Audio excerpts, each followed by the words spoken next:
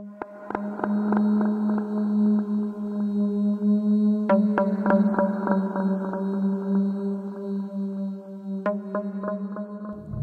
teman-teman, jumpa lagi di SCH Sakura Cerita Horor Part 4 yang berjudul Rumah Kuntilanak.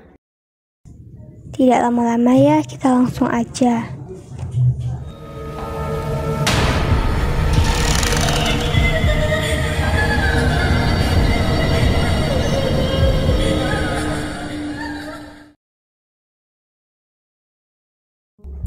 Sinta dan keluarganya berencana pindah ke rumah yang lebih besar, dan mereka setuju untuk segera pindah.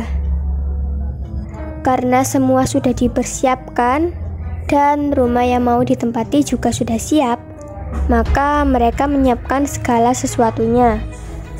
Pada harinya mereka pindah.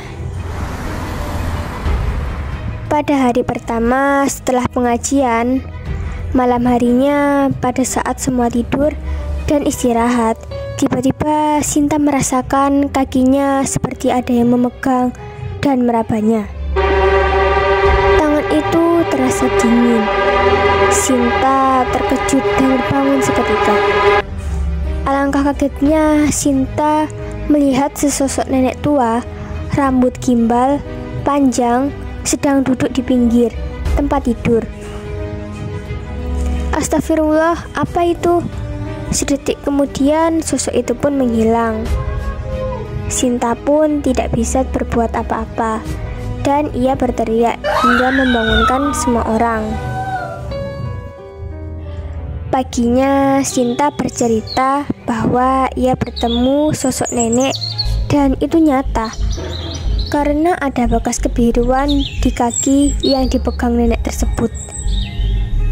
Karena keluarga menganggap itu hanya mimpi, akhirnya Sinta pun tidak menghiraukan dan melupakan kejadian tersebut.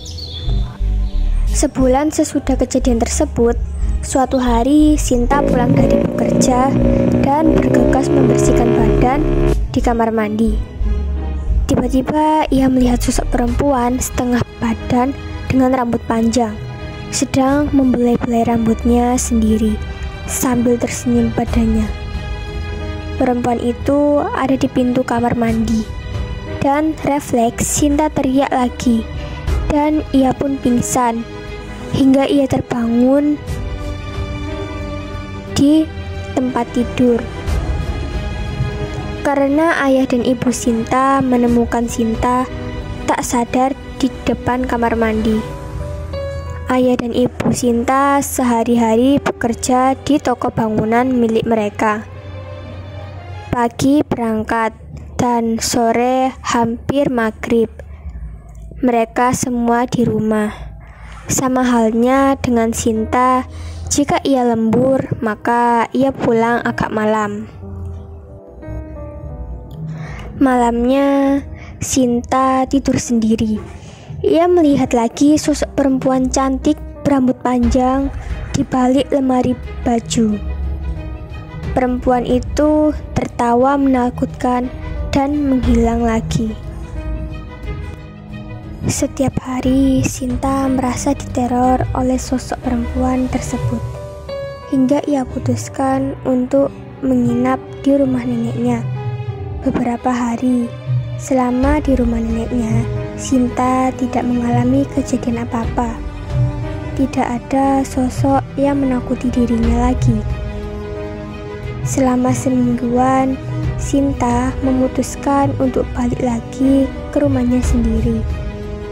Karena ayah dan ibu Sinta setiap hari berada di ruko mereka. Maka Sinta pun terpaksa sendirian lagi. Meski begitu, Sinta memberanikan diri untuk tetap tinggal di sana. Seminggu, Sinta merasa aman dan masih belum ada gangguan. Karena sudah dirasa aman, Sinta pun melakukan aktivitasnya seperti biasanya.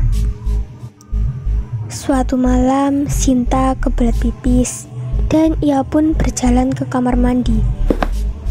Belum sampai di kamar mandi, tiba-tiba terdengar suara tangisan perempuan yang arah suaranya berasal dari belakang kamar mandi.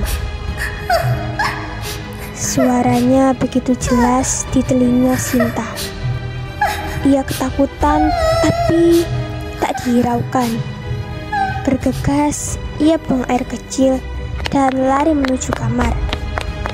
Dan juga menutup diri dengan selimut dan juga ia tidur. Karena kejadian dirasa semakin ada-ada saja, ia pun mengajak saudara untuk menginap dan menemaninya. Saudaranya bernama Tika. "Tika, nginap di rumahku ya. Aku sendirian loh. Ayah ibu tidurnya di ruko. Ayo temani aku takut." Sinta meminta Tika untuk menemaninya. "Takut apa sih Kak Sinta ini?" "Ya udah, aku temani," jawab Tika. Tika pun datang ke rumah Sinta. Belum sempat ia mengetuk pintu, tiba-tiba matanya melihat di samping rumah ada sosok perempuan sedang memandangnya dengan wajah yang sayu dan wajahnya pucat. Karena penasaran, Tika mendekatinya. Niat hati ingin bertanya, siapa dia? Tapi baru saja dia melangkah mengambil sandal untuk menghampiri, ia menengok sosok itu sudah menghilang. Tika pun mengetuk pintu. "Assalamualaikum, Kak Sinta. Ini Tika, Kak. Bukain pintu, Kak." Tika, sudah sampai. "Ya, gitu dong. Sering-sering nginap di sini. Temani kakak yang sendirian." Sambil bawa barang-barang Tika untuk dimasukkan ke rumah, Sinta mempersilahkan Tika masuk. Setelah beberes, Tika bertanya, "Kak, tadi aku lihat ada wanita di samping rumah. Itu tetangga kakak." Sinta terkejut. "Hah? Siapa? Aku gak tahu." "Kak, aku haus." "Iya, ambil aja di belakang," kata Sinta. Tika melangkahkan kakinya ke dapur. Tiba-tiba ia berteriak kencang. Sinta terkejut dan mendapati Tika pingsan. Dan Sinta membawa Tika ke tempat tidur dan segera menelepon kedua orang tuanya. Ayah dan ibu Sinta datang dengan seorang ustadz. Dibacakan doa-doa untuk menyadarkan Tika yang pingsan, dan bangun-bangun ia kesurupan dalam keadaan tidak sadarkan diri. Tika menangis lirih, dan itu suara perempuan sosok yang ada di tubuh Tika. Dia menceritakan kenapa ia mengganggu di rumah itu. "Ini rumahku. Kalian sudah menghancurkan tempatku. Kalian tidak permisi dulu. Kalian seenaknya membangun rumah ini, tapi tidak melihat kalau ini adalah tempat tinggalku." Sosok itu marah kepada kami.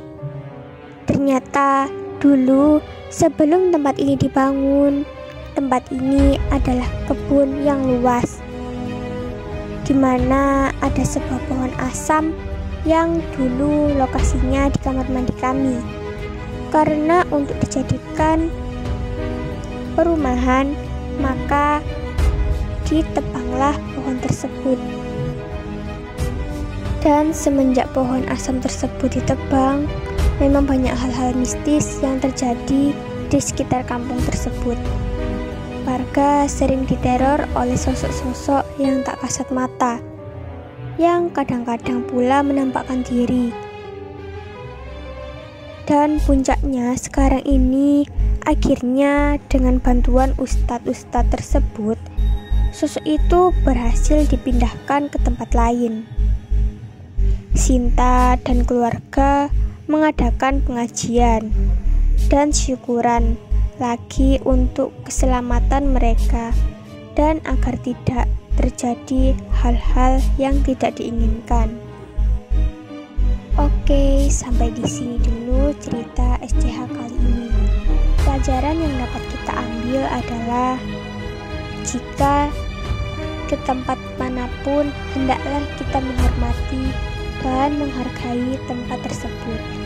Karena kita hidup bukan hanya di dunia, kita juga hidup berdampingan dengan yang tak kasat mata. Oke, bye, sampai jumpa SCH selanjutnya.